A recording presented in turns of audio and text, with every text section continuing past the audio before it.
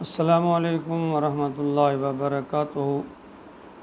بہت ہی پیارے سامعین و ناظرین، درس قرآن کے سلسلہ میں آج کا ہمارا سبق سورۃ الانعام آیت نمبر 121 ہے۔ اعوذ باللہ من الشیطان الرجیم، بسم اللہ الرحمن الرحیم۔ ولا تأکلوا مما لم یذکر اسم اللہ علیہ وإنہ لفسق وإن الشیاطین لیوحون إلی اولیائہم لیجادلوکم وإن اطعتموہم انکم لمشرکون۔ پچھلی آیت میں اللہ رب العالمین نے اپنے بندوں کو گناہوں سے بچنے کی نصیحت کی کہ اے میرے بندو، ظاہری اور پوشیدہ ہر طرح کے گناہ سے بچو، کیونکہ تم ہر وقت اللہ کی نظر میں ہو اور وہ تمہیں دیکھ رہا ہے۔ اس آیت میں دو باتوں کا ذکر ہے۔ ایک تو گزشتہ سے پیوستہ آیات میں حلال کھانے کی تاکید کی گئی تھی، اس کو جہاں دہرایا جا رہا ہے، اور دوسرا خبردار کیا جا رہا ہے کہ شیطان اپنے کارندوں کے ذریعے تمہیں ورگلانے کی کوشش کرتا ہے، اس سے ہوشیار رہو۔ فرمایا ولا تأکلوا، مت کھاؤ، مما لم یذکر اسم اللہ، اس میں سے جس پر اللہ کا نام نہ لیا گیا ہو، وإنہ لفسق، یہ برا ہے، یہ گناہ ہے، یہ فسق ہے۔ وإن الشیاطین لیوحون، بے شک جو شیطان ہے وہ ڈالتے ہیں بات کو، الی اولیائہم، اپنے دوستوں کی، اپنے ساتھیوں کے ذہن میں، لیجادلوکم، تاکہ وہ اس میں جھگڑا پیدا کریں۔ وَإِنْ أَطَعْتُمُوهُمْ، اور اگر تم ان کا کہنا مان لو گے، إِنَّكُمْ لَمُشْرِكُونَ، تو تم شرک کرنے والوں میں سے ہو جاؤ گے۔ یعنی مشرکین کے مکہ جو تھے، ان کے غلط جو اعتقادات تھے، وہ اس میں یہ فرماتے ہیں، یعنی ان کا ایک بہت بڑی ایک جو بات تھی، وہ کہتے ہیں کہ دیکھیں جو جانور کو اللہ مارتا ہے، تم اس کو، یعنی مردہ ہو جاتا ہے، مر جاتا ہے وہ جانور، تو تم اس کو کہتے ہو یہ حرام ہے، اور جس کو اپنے ہاتھ سے مارتے ہو اور اس کو تم حلال گردانتے ہو۔ تو اسی طرح وہ جو سود ہے، اس کو انما البیع مثل الربا کہتے، کہ بھئی بیع بھی تو ربا یعنی سود کی طرح ہی ہے۔ اور پھر جیسے کہتے ہیں کہ دیکھیں سود سے تو جو تم منافع لیتے ہو، اسی طرح تم اسی کے متبادل اگر کوئی مکان وغیرہ خریدتے ہو، اس کو کرائے پہ دے دیتے ہو اور اس کا تم کرایہ وصول کرتے ہو۔ یعنی یہ کیا ہے؟ یہ برابری، یعنی وہ اس طرح کی باتوں سے مسلمانوں کو گمراہ کرنے کی کوشش کرتے۔ تو یہاں پھر اللہ تعالیٰ نے اس کی وضاحت جو فرمائی ہے آیت نمبر 138 میں بھی سورۃ الانعام میں فرمایا، وَقَالُوا هَٰذِهِ أَنْعَامٌ وَحَرْثٌ حجر، کہ جانور اور یہ کھیتی ممنوع ہے، ان کو نہیں کھا سکتے مگر لا یطعمها الا من نشاء بزعمہم، جن کے بارے میں ہم چاہیں، اپنے گمان کے اندر، یعنی ان کے یہ خیال تھے، ان کا یہ خود ساختہ خیال جو ہے اپنے اندر انہوں نے یہ پیدا کر لیا تھا۔ وَأَنْعَامٌ حُرِّمَتْ ظُہُورُهَا وَأَنْعَامٌ لَا يَذْكُرُونَ الْإِسْمَ یذکرون نسم اللہ علیہ افتراء علیہ، اور کچھ چھپائے جن کی پیٹیں انہوں نے حرام قرار دے دی تھی، جیسا کہ میں نے پہلے ذکر کیا۔ سیجزیہم بما کانوا یفترون، اللہ نے قریب انہیں سزا دے گا کہ یعقوب علیہ السلام نے کسی بیماری کے سبب، اور یہ کہا جاتا ہے کہ ارک النساء کی بیماری تھی انہیں، یا کسی ایک منت ماننی تھی کہ بھئی میری جو یہ منت پوری ہو جائے گی تو میں اپنی سب سے پسندیدہ چیز کو چھوڑ دوں گا۔ انہوں نے اونٹ کا گوشت چھوڑ دیا، تو یہودیوں نے اس کو اپنے اوپر حرام قرار دے دیا۔ تو یہاں اس آیت میں فرمایا گیا کہ جانور اگرچہ حلال ہو مگر اس کو ذبح کرتے وقت اللہ کا نام نہیں لیا گیا تو وہ حرام ہے، یا حلال جانور خود بخود کسی بھی طریقے سے مر جائے، بغیر ذبح کیے ہوئے مر جائے، تو ان دونوں صورتوں میں حلال جانور بھی کھانے کے لیے حرام ہے۔ تو اس سلسلہ میں شیطان انسانوں کو دل میں وسوسے ڈالتا ہے، اور خاص کر کم علم مسلمان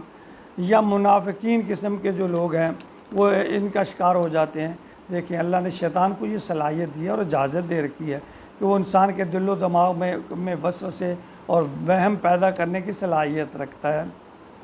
برے خیال پیدا کرنے کی صلاحیت رکھتا ہے، اور یہ بھی کہ اس کا شکار کمزور ایمان والے جلدی ہو جاتے ہیں۔ اللہ تعالیٰ کے قوانین اور اصول اگرچہ فطری ہیں کہ ان میں کوئی عمل کے کرنے یا نہ کرنے میں یعنی بہت سی حکمتیں پوشیدہ ہیں، مگر پھر بھی ہم بحیثیت مسلمان اللہ اور اس کے رسول کے ہر حکم کو بغیر حیل و حجت اور چون چرا کے کیے بغیر ہمیں تسلیم کرنا پڑے گا، تسلیم کرنا ہوگا، خواہ اس کی افادیت یا نقصانات ہماری سمجھ میں آئیں یا نہ آئیں۔ بندے کا کام ہے کہ اپنے مالک کی بندگی کرنا اور اپنے دل و دماغ میں شیطانی وسوسوں کو جگہ نہ دینا۔ یعنی صرف یہی نہیں ہے کہ اللہ کے سوا کسی دوسرے کی پرستش کی جائے، یا اسے حاجت روائی اور مشکل کشائی کے لیے پکارا جائے، یا اس کے نام کی قربانی یا نظر و نیاز دی جائے، بلکہ اللہ کے سوا کسی دوسرے کے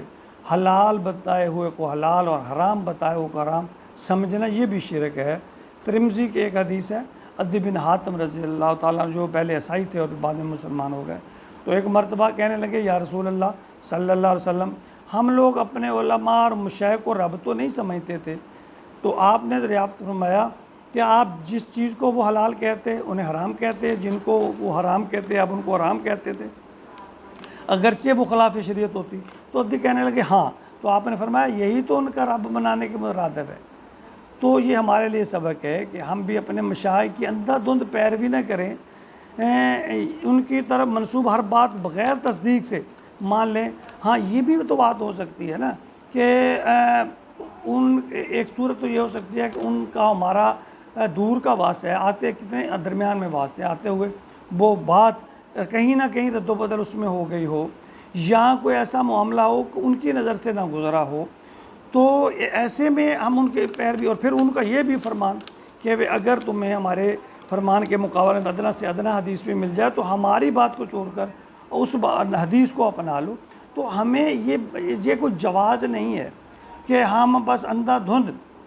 کہ جو کہ ہمارے شیخ نے یہ کہا ہے، ہم یہ کیوں نہیں کہتے کہ ہمیں رسول اللہ نے یہ کہا ہے، یعنی کسی بھی شیخ یا کی بزرگ کی بات کو اس کو ماننا کوئی ہمارے لیے ضروری نہیں ہے، کیونکہ ہم نے کلمہ پڑھا ہے نبی کا، کسی شیخ اور بزرگ کا نہیں پڑھا۔ اچھی بات ہے، ان کے اچھی باتوں کو ماننا چاہیے، لیکن یہ نہیں ہے کہ اگر وہ بات صریحاً آپ کو نظر آ رہا ہے کہ شریعت کے خلاف ہے، نظر آ رہی ہے، تو پھر اس میں کوئی جواز نہیں ہے ہمارے پاس کہ ہم ان کی بات کو چھوڑ کر شریعت اللہ اور اللہ کے رسول کی بات کو فالو کریں، اس کو مانیں۔ ہاں جو اچھی باتیں ہیں ان کا ادب احترام اپنی جگہ پہ، جیسا کہ میں نے پہلے یہ عرض کیا کہ ہو سکتا ہے ان کی بات ہمارے تک پہنچتے پہنچتے اس میں کہیں نہ کہیں کو رد و بدل ہو گئی ہو۔ شیطان انسان کے ہر وقت ساتھ لگا رہتا ہے، تو اس لیے ہمیں ہر بات کو شریعت کی کسوٹی پہ پرکھنا ہے، نبی اللہ اور اللہ کے رسول کے فرمان کی کسوٹی پہ پرکھنا ہے، اور اس کا سب سے بہترین طریقہ جو ہے ہمیں خود قرآن کا مطالعہ کرنا ہے، حدیث کا مطالعہ کرنا ہے۔ جو بھی آج کل تو نیٹ پہ ہر چیز موجود ہے، ایک کلک پہ آپ ساری چیزیں، ساری احادیث کسی بھی موضوع پر آپ اکٹھی کر کے ان کو دیکھ اور پڑھ سکتے ہیں، ایک کلک پہ آپ قرآن کی ایک کسی موضوع پر آیات کو دیکھ سکتے ہیں۔ تو اس لیے آج کے دور میں یہ جواز نہیں بنتا۔ اللہ تعالی ہمیں بزرگوں کا احترام بھی کرنے کی توفیق عطا فرمائے، ان سے محبت اور احترام کا جو رشتہ ہے وہ بھی ایک ہمارا دینی رشتہ ہے، اور دوسری طرف ہمیں ہر بات کو جو ہے قرآن اور حدیث کے مطابق لینا چاہیے، اسی کے مطابق عمل کرنا چاہیے، اور ہماری بھی ذمہ داری ہے کہ ہم اس بات کو، جب دنیا کی ہر چیز کو ہم دیکھ سوچ پرکھ کر ٹھونک بجا کر لیتے ہیں، تو جو دین ہے، جو سب سے قیمتی چیز ہے، اس کو ہم کیوں جانچ پرکھ نہیں کرتے۔ اللہ تعالی ہمیں